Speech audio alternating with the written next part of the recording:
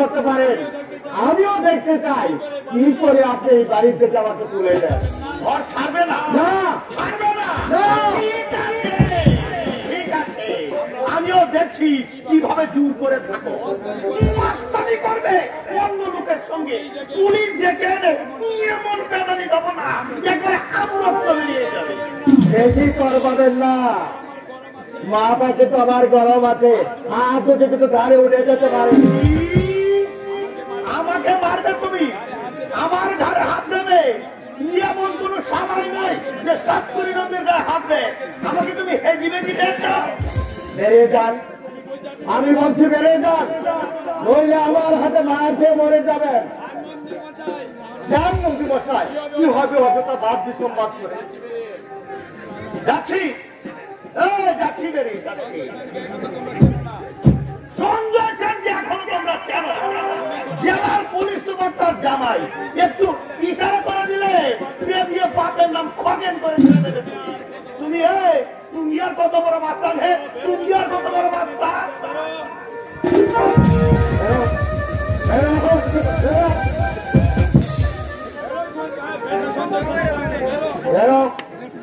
সঞ্জয় সেনের চামচা নইলে আমাকে মারলে? আমাকে মারলে তুমি? এই অপমানের সুদ যদি নিতে না পারি, আমি পাঁচ কোটি নদীর পেশাই নই। জলে বাস করে কুমিরের সঙ্গে লড়বে তুমি? তবে আমার নাম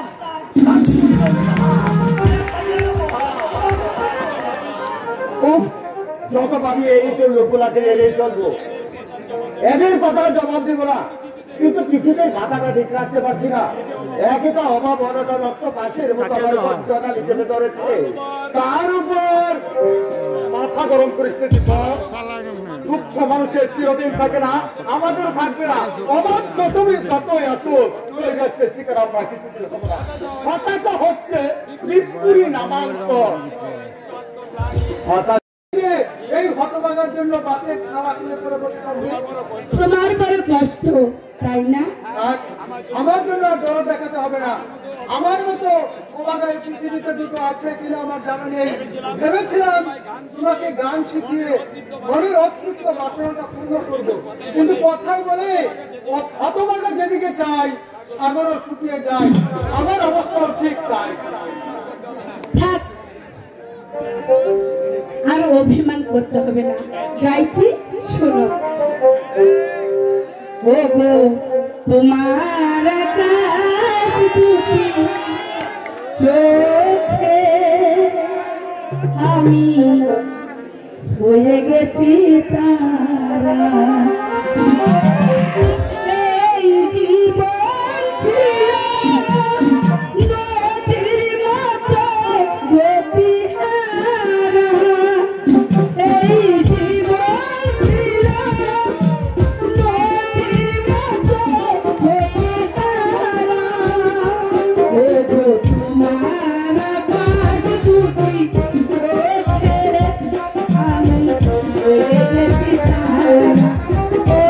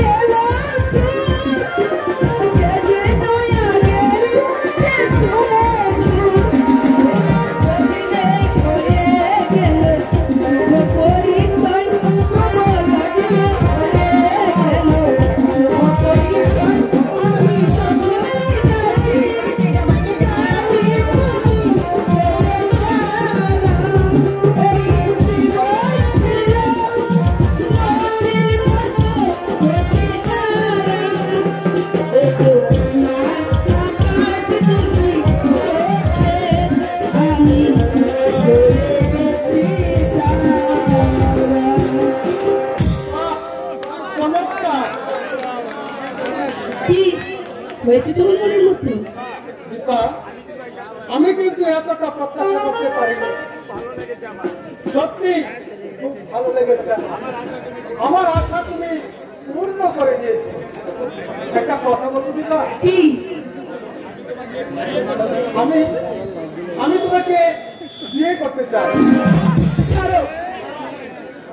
দীপা, আমার বাবা গরিব, দাদা বেকার, মা বিড়ি বেঁচে সংসার চালাচ্ছে। একবার বদনাম রটে গেলে এই জীবনে আর বিয়ে হবে না। কাল থেকে তুমি আর আসবে না চন্দনদা, আমি শিখবো না। কিন্তু আমার বাবা, তোমার বাবার চাহিদার কথা আমি শুনেছি। নগদ 5,000 টাকা না হলে তিনি তার ছেলে বিয়ে দেবে না। 5,000 কেন, 5টি টাকা দেওয়ার সাধ্য আমাদের নেই। কাজেই এই অবাস্তব স্বপ্ন যেই দেখুক, আমি দেখি না চন্দনদা, আমি দেখি না। বাবা আমার বিয়ের যৌতুক চাইছে 5,000 টাকা। এতটুকু মানবিকতা নেই বাবার মধ্যে। বাবার বিরুদ্ধে আমি বিদ্রোহ ঘোষণা করবো। তাতে লুকে যদি আমাকে কুসন্তান বলে বলো, তবু মেয়ের বাপের মুখে বই দিয়ে বাবার অর্থনীতির ইন্ধন আমি জুগাবো না, কিছুতেই না।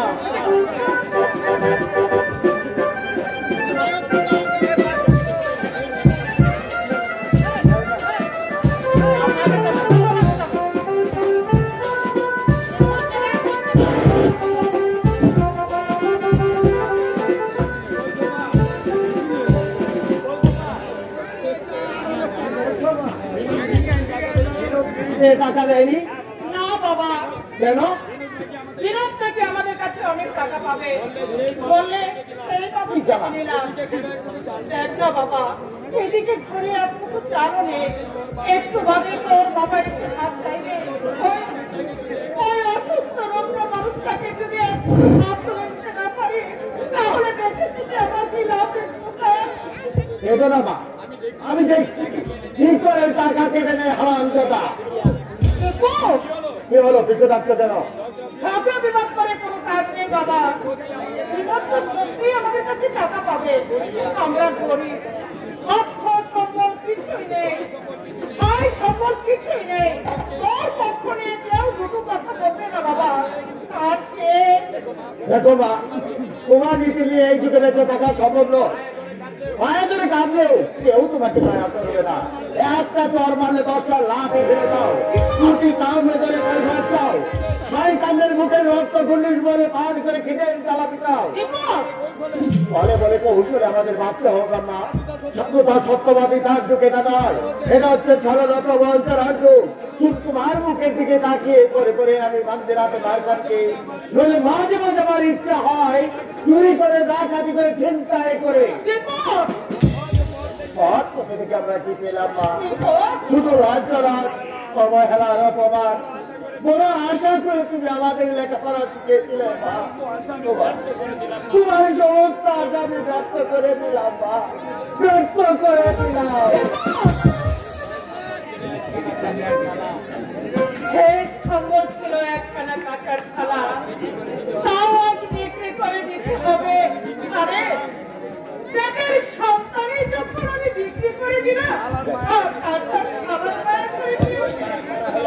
কিন্তু যতই তুমি দুঃখ দাও না কেন ঠাকুর, সর্বসারা ধরিত্রীর মতো আমি শুধু বুক পেতে থাকবো। আমি দেখতে চাই এই দরিদ্রের শেষ কোথায়।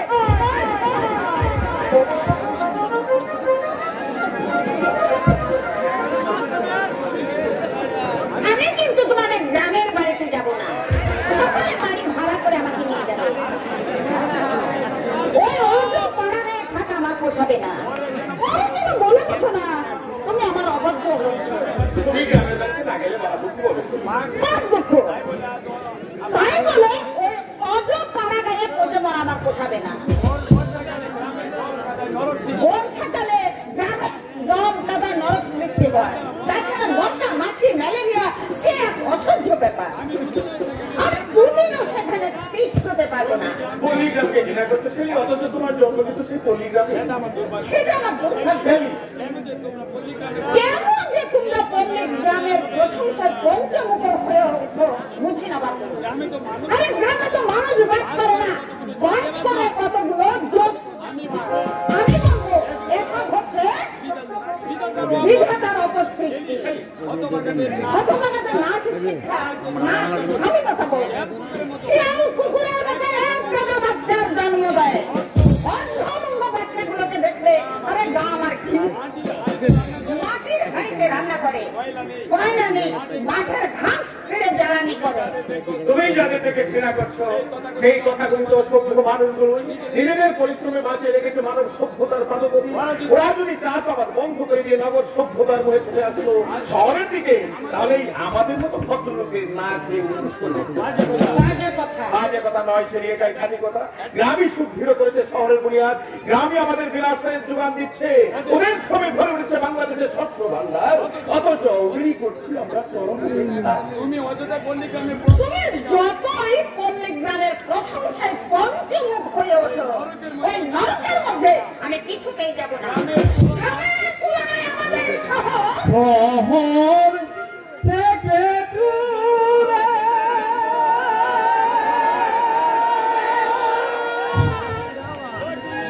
বহু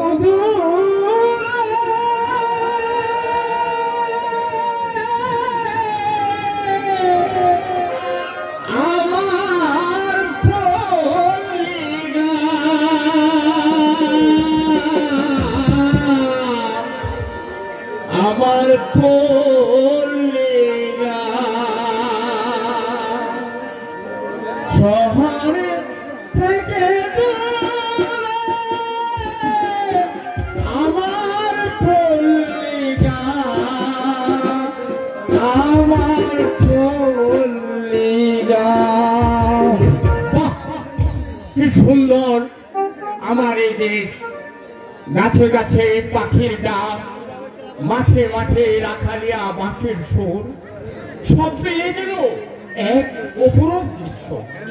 তাই তো কবিগুরু লিখে গেছেন, একদা এক বিষণ্ণ বাউল, সেই তার এক তারালে এই পল্লীর মাঠে ঘাটে প্রান্তরে ঘুরে বেড়াচ্ছে। আর কি গাইছে জানেন? গাইছে, ও আমার পল্লীমা গো,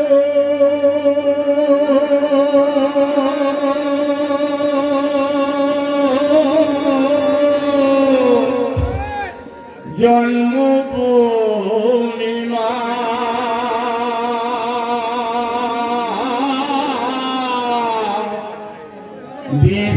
বিশ্বভুবন মাঝে তোমার নাই কো তুলনা।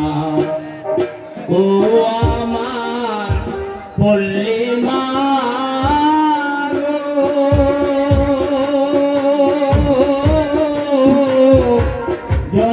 জন্মভূমি মা,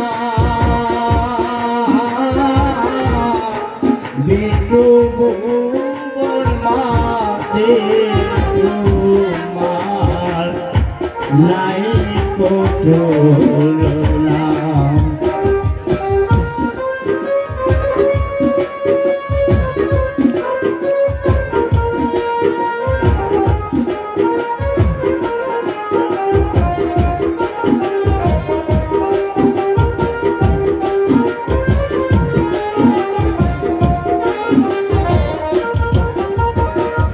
গাছে গাছে ডাকছে পাখি, মাঠে সোনার ধান।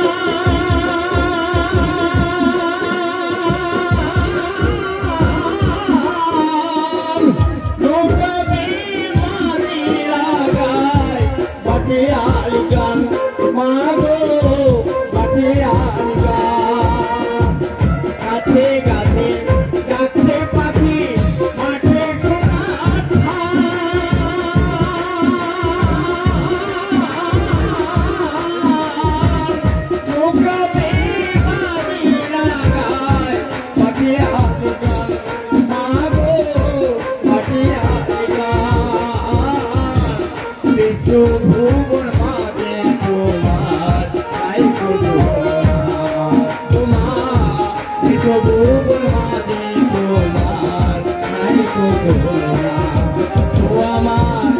পূর্ণিমা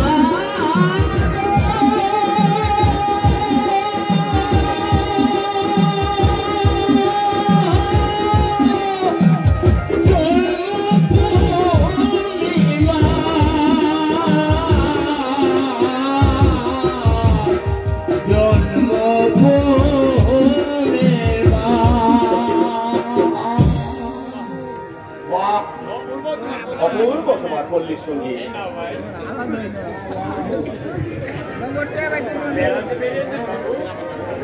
বেড়াতে বেরিয়েছেন এই নাও ভাই। হ্যাঁ ভাই, বেড়াতে বেরিয়েছেন বাবু? বেড়াতে বেরিয়েছি। কি দেখবেন বাবু? কি দেখবেন বাবু আমাদের এই পল্লী গ্রামে? ঘরের চাল মাটির জাল, এদু পুকুর মশা মাছি ম্যালেরিয়া, কারো কঠিন অসুখ হলে এই 5 মাইল হেঁটে না গেলে চিকিৎসার কোনো সুযোগ নেই। আমরা গ্রামের মানুষরা যে কিভাবে বেঁচে আছে বাবু জানেন? মাত্র একমাত্র ঈশ্বর। কিন্তু আরেকটু পরে দেখবেন অন্ধকার যেন গোটা গ্রামকে গ্রাস করে ফেলেছে। শহরকে আপনারা ভদ্র বাবুরা সুন্দর করে সাজাচ্ছেন, কিন্তু গ্রাম বাংলা যেই তিমিরে সেই তিমিরে হয়ে গেল। ও আমার পূর্ণিমা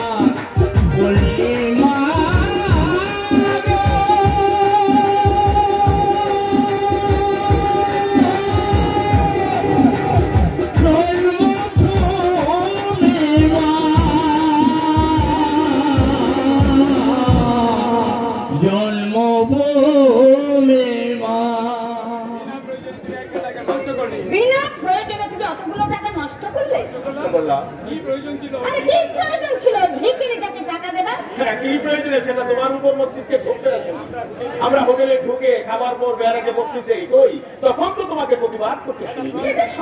সেটা সম্মানের প্রশ্ন, এটা আমাদের জীবনের প্রশ্ন। বাংলার কৃষ্টি সংস্কৃতিকে বাঁচিয়ে রেখেছে সব গ্রাম্য বাউলরাই। আমরা হচ্ছি নগর সভ্যতার ঘুরোধরা প্রতিনিধি, তাই বিদেশি শিক্ষায় শিক্ষিত হয়ে বিজাতীয় পোশাক গায়ে পরে বাবাকে বলছি ডেডি, মাকে বলছি মাম্মি, ভুলে গেছি দেশকেই দেশের কথা জিজ্ঞাসা করবো বাবু। বলুন।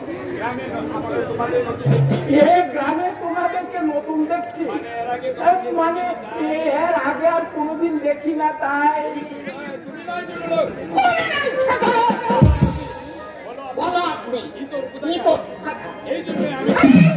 গ্রামের লোকগুলোকে বলি জানো সেখানে সভ্যতা নেই। আরে জেলা পুলিশ সুপারকে বললে তুমি? আমি বুঝতে পারিনি মা।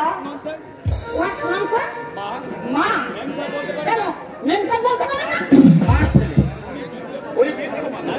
তাছাড়া মা ডাক্তার এমন অপরাধ তুমি তো খারাপ আপনার মধ্যে নাক গলাতে আসবে। আরে এইসব ইতরদের সঙ্গে কি ভাষায় কথা বলতে হয় তা আমার ড্যাডির কাছ থেকে শিখে নিও। রাস্তায় জুতো যেতে জুতো বলবে তবে যদি এদের শেখাওয়া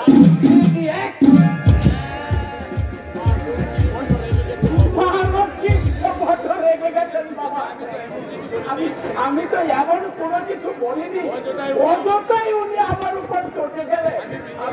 আমি বৃদ্ধ মানুষ, আমার স্ত্রীর ব্যবহারের জন্য আমি আপনাকে না বাবু, ভুল আমারই হয়েছে। আমি বুঝতে পারিনি যে আপনি জেলার পুলিশ সুপার। মা লক্ষ্মী ঠিকই বলেছে, অন্যায়টা আমারই হয়েছে। আপনি কোনো ভুল করেন, আমার কর্মক্ষেত্রে বাইরে আমি সম্মান দাবি করতে পারি, কিন্তু বাইরে একজন সাধারণ নাগরিকের সঙ্গে আমার কর্তব্য। হ্যাঁ, আমাকে আপনি তুমি বলে ডাকবেন, আপনি পিতৃতুল্য, কাজেই তুমি বলাটা মোটেই অন্যায়। এই তো শিক্ষিত মানুষের মতো কথা। অনেক অনেকেই এই সাধারণ কথাটা ভুলে যায় বাবা। অধমর্যাদা অঙ্কারে মানুষকে অমানুষ করে দেয়। আচ্ছা বাবা, তুমি এখানে কাদের বাড়িতে এসেছো? সঞ্জয় বাবু কি চেনে? হ্যাঁ চিনি। সঞ্জয় বাবু আমার শ্বশুর মশাই। ও আচ্ছা আচ্ছা, তো ওনার বস্তিতে ভাড়া থাকি। তুমি তাহলে শহরের লোক? আগে না, আমি গ্রামেরই লোক। কল্যাণগড়ের জমিদার মনীষচন্দ্র চৌধুরী আমার বাবা।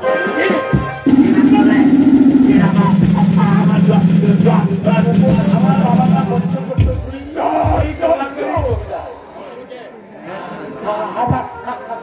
আমার জন্য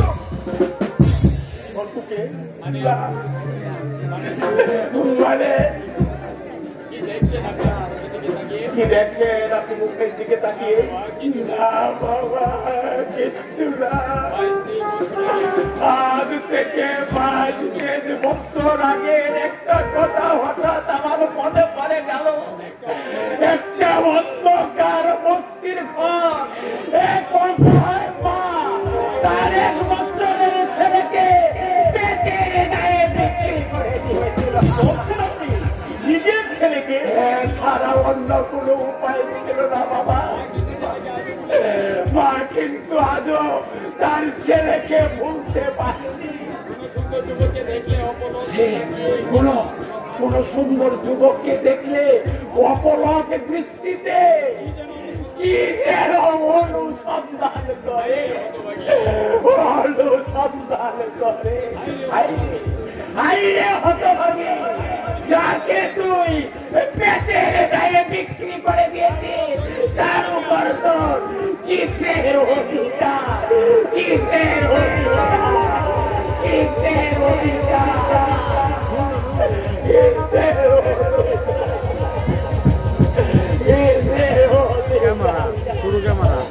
কিসের অধিকার?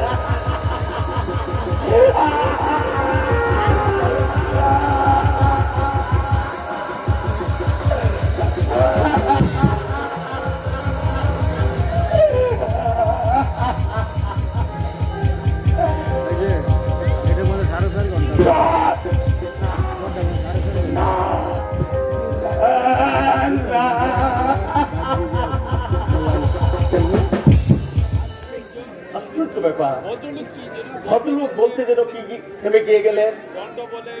ছোট বলে বা কেঁদে উঠলেন কেন? হয়তো কোন আত্মীয় ছিল না, আমার মুখের সঙ্গে মিল আছে, ব্যাপারটা কিছু বোঝা গেল না।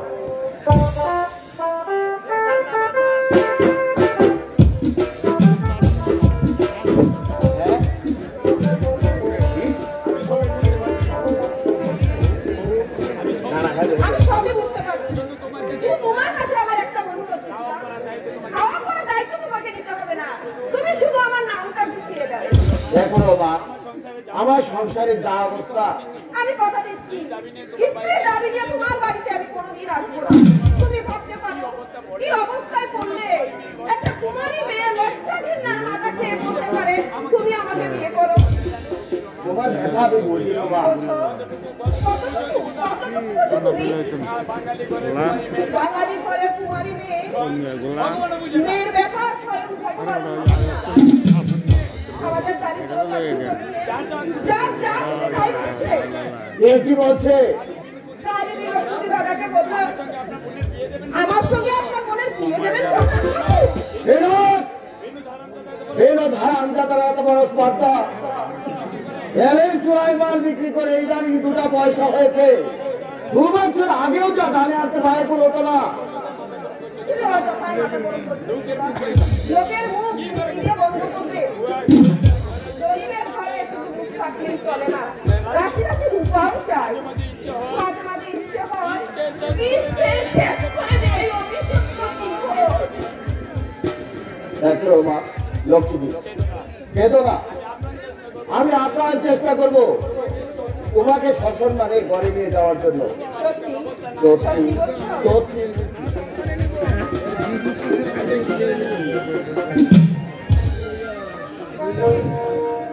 সাগরের মতো গভীর,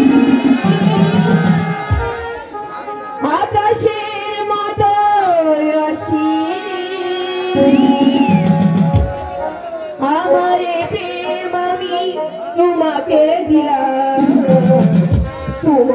আছি আমি তোমারই ছিলাম তোমারই আছি আমি তোমারই ছিলাম সাগরের মাথায় আকাশের মাথায় আসি আমার প্রেম আমি তোমাকে দিলাম তোমারই আছি আমি তোমারই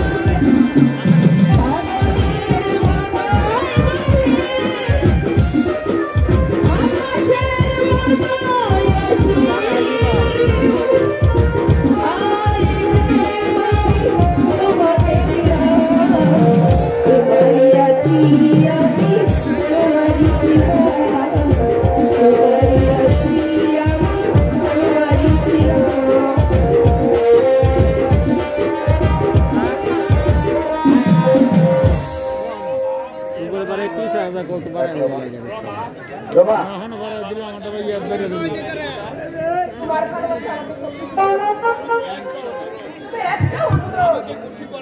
আমাকে খুশি করবার জন্য তুমি এমন কিছু করো না যাতে তোমার মাথা উঠে পড়ে যায়।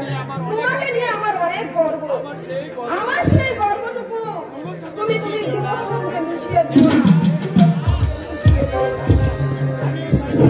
আমিও চাই না অসৎ পথে উপার্জন করে দারিদ্রের হাত থেকে মুক্তি পেতে। নইলে চোখের সামনে দেখতে পাচ্ছি 2 বছর আগেও যারা প্যাট করে খেতে পারতো না, আজ তারা মাকাবাড়ি তুলছে। মা বলে অপরের অসৎ, কিন্তু আমি কেন অসৎ হতে যাব? আমি কেন অসৎ হতে যাব?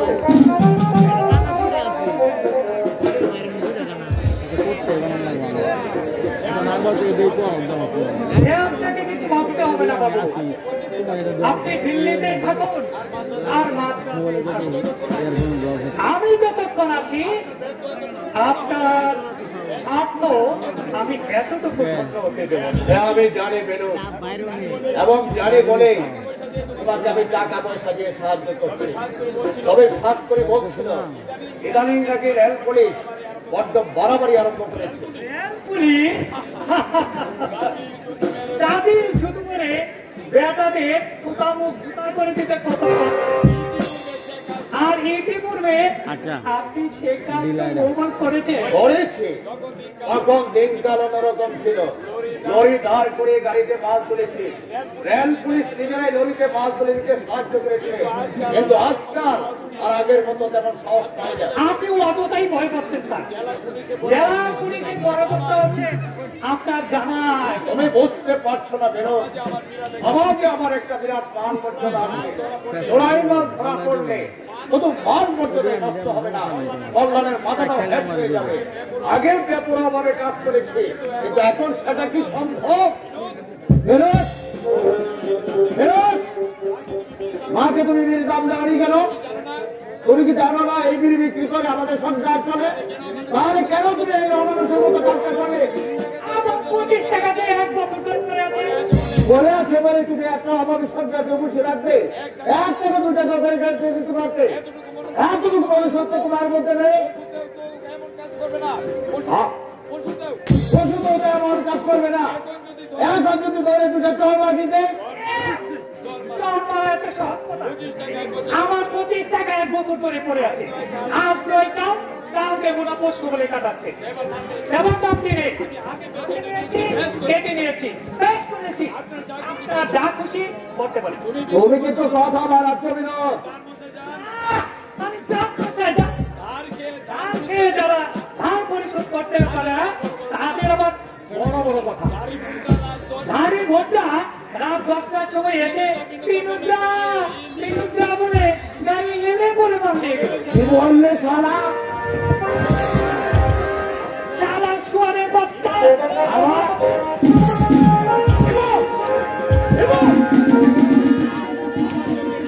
আমার চোখের সামনে একটা নিরহ লোককে তুমি এভাবে মারবে? তোমার অর্থাৎ কম নয়। জানো আমি তোমাকে কি করতে পারি? দূরে দূরে মাসো তো ভাই, আপনি আবার দূর করতে পারবেন না। কি বললে তুমি? হতে পারেন আপনি এই গ্রামে গরিব লোক, কিন্তু আমি আপনার খাস তালুকের প্রজা নয়। আপনার মসজিদে মারা থাকি, যদি থাকতে না দেন অন্যত্র চলে যাবো। আর কি করতে পারেন আপনি? আপনাকে অপমান করতে ওজন তোরা এত বড় এরোদের কাছে কত টাকা পাবে? ওরা পাবে না ওজন। আপনি আরো 15 টাকা। তবে জব করো বেরো। রাস্তা সত্যি অন্যায় করেছে দীপক। একই গ্রামে বাস করে গ্রামে বাস করা ঠিক নয়। তোমার পাওনা টাকা আমি দিয়ে দিচ্ছি। একটু দাঁড়াও বেরো, সরাই দিকে।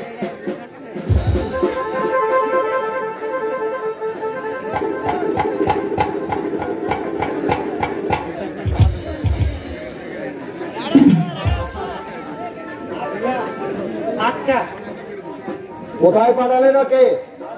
আসছে, একটা কাজে পাঠিয়েছে।